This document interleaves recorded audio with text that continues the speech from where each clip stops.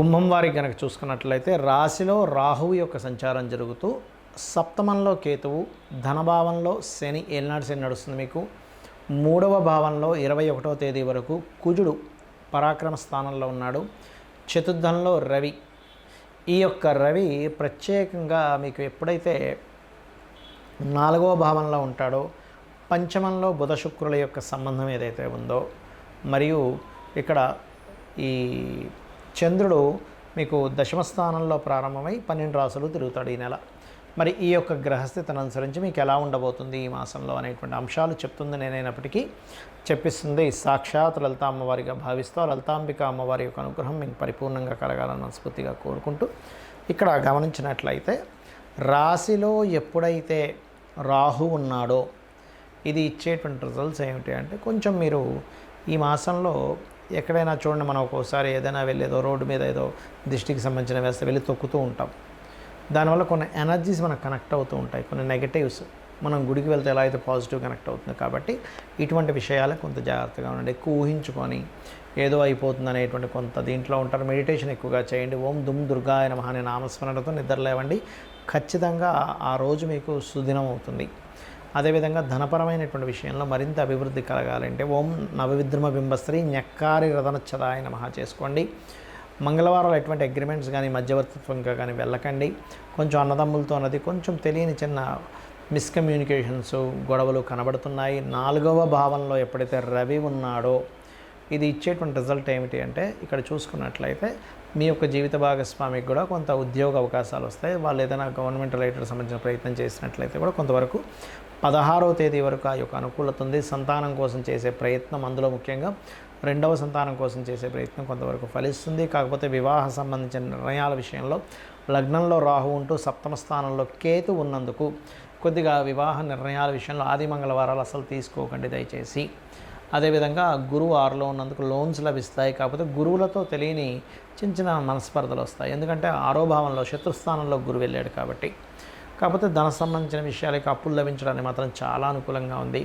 ఉద్యోగ సంబంధించిన అవకాశాలు కూడా మీకు మార్కెటింగ్ రంగాల్లోని ఈ యొక్క ఆరోగ్య సంబంధించిన రంగాల్లో ఉద్యోగ అవకాశాలు చక్కగా వస్తాయి. 1వ తేదీ ఎట్టి పరిస్థితుల్లో ఉద్యోగ సంబంధించిన విషయంలో ఎటువంటి తొందరపాటు నిర్ణయాలు తీసుకోకండి.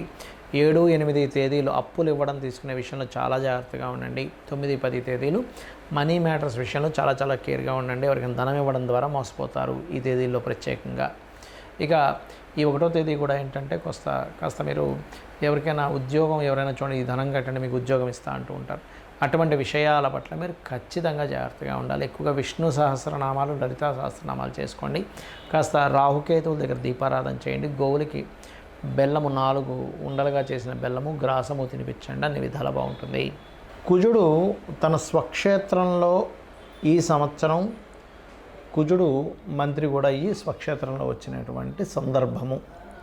దీని మూలంగా ఏంటంటే, ఒకటి పర్యావరణ సంబంధంగా మీరు ఒక 100 సంవత్సరాలు వెనక్కి వెళ్ళినా సరే ఎప్పుడూ చూడనంత విపరీతమైనటువంటి వేడిని, ఉష్ణాన్ని పుట్టిస్తాడు.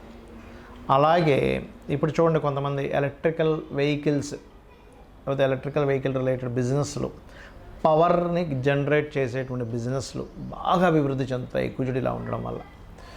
అదేవిధంగా మరొక విషయం ఏంటంటే, అందరికీ కూడా అన్ని రాసుల వారికి మీనరాశిలో శని ఉన్నందుకు ప్రధానంగా మీరు తీసుకోవాల్సిన ముఖ్యమైన జాగ్రత్త ఏమిటి అంటే, మీరు ఏదైనా ఒక నీటిని తీసుకొని తాగేటప్పుడు కానీ నీళ్ళల్లోకి వెళ్ళేటప్పుడు కానీ కొద్దిగా జాగ్రత్తగా ఉండండి. ఎందుకంటే ఇక్కడ నీటి మూలంగా, జల మూలంగా రోగాలు వచ్చే సమయం అంటారు దీన్ని. కాకపోతే గురువు ఎగ్జాల్ట్ అవుతున్నాడు. కాకపోతే ఏంటంటే ఇక్కడ శని యొక్క ఎనర్జీస్తో ఎగ్జాల్ట్ అవుతున్నాడు అక్కడ. అయితే ఎప్పుడైతే ఎగ్జాల్ట్ అవుతాడో కొన్ని కొత్త మతాలు కూడా పుడతాయి ఈ కాంబినేషన్స్ వల్ల, గుర్తుపెట్టుకోండి.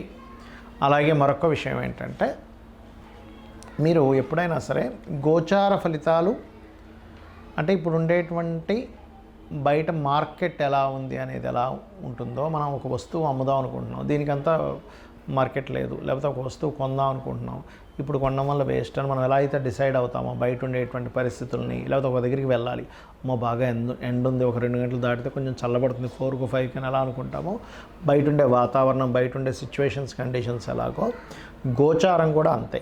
అంటే గోచారం ఇప్పుడు ఉండేటువంటి గ్రహాల యొక్క స్థితిని చెప్పేది. కానీ దీనికంటే అతి ముఖ్యంగా మీరు చూసుకోవాల్సింది మీ జన్మజాతకము.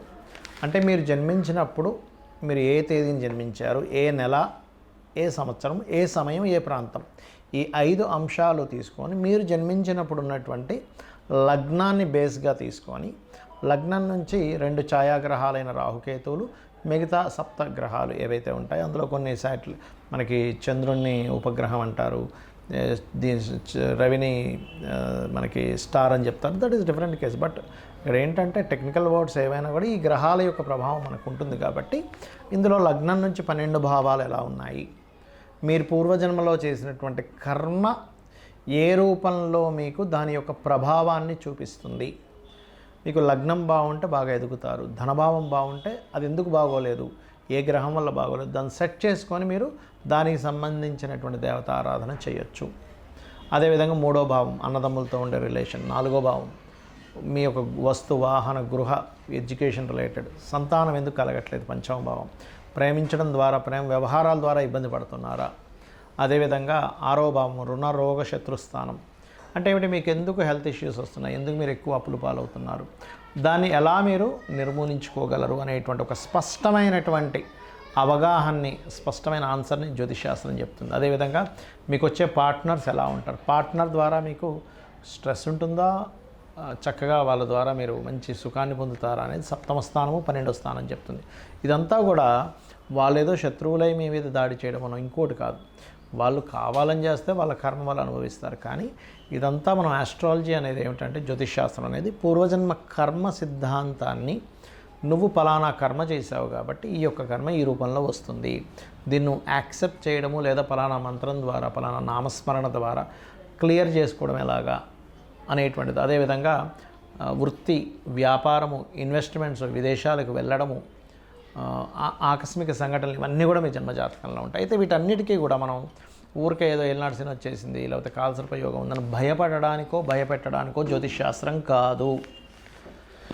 మీరు ఇలా ఉంది కండిషన్ కాబట్టి దీన్ని మనం ఎలాగ తగ్గించుకోవాలని చాలా చిన్నది, రూపాయి కూడా ఖర్చు పెట్టకుండా ఇంట్లో కూర్చొని చక్కగా ఇంట్లో కూర్చొని లలిత చేసుకుంటే ఇవన్నీ కూడా క్లియర్ అవుతాయి. అందులో మేజర్గా కొన్ని ఉంటాయి. ఇప్పుడు వివాహం అవ్వట్లేదు, చాలా సింపుల్గా పార్వతీ పరమేశ్వర్లకి వివాహం అయినటువంటి ఘట్టాన్ని మీరు తలుచుకుంటూ ఓం కామేశబద్ధ మాంగళ్య సూత్రశోభిత కందరాయ నమః చేసుకోండి, ఖచ్చితంగా వివాహ యోగం కలుగుతుంది. అలా కాదండి వివాహం అయింది కానీ మాకు ఎక్కడా కూడా మా ఇద్దరికీ సఖ్యత లేదు, చాలా ఇబ్బంది పడిపోతున్నాం, అసలు ఒక్క నిమిషం ఉండలేకపోతున్నాం, కానీ కలిసి ఉండాలి, సిచ్యువేషన్స్ విడిపోయేలా లేవు అన్నప్పుడు మీరు ఓం శివకామేశ్వరాంకస్త శివా స్వాధీన వల్లభాయ నమః. ఉద్యోగం రావట్లేదు, చాలా సింపుల్, ఓం మాణిక్య మకుటాకార జానుద్వయ విరాజితాయ నమః. ఇక్కడ అప్పులు బాధలు ఉన్నాయి, ఓం అపర్ణాయ నమః. మీరు చేసి చూడండి, భక్తిగా శ్రద్ధగా ఖచ్చితంగా మీకు ప్రభావం అనేటువంటిది ఉంటుంది.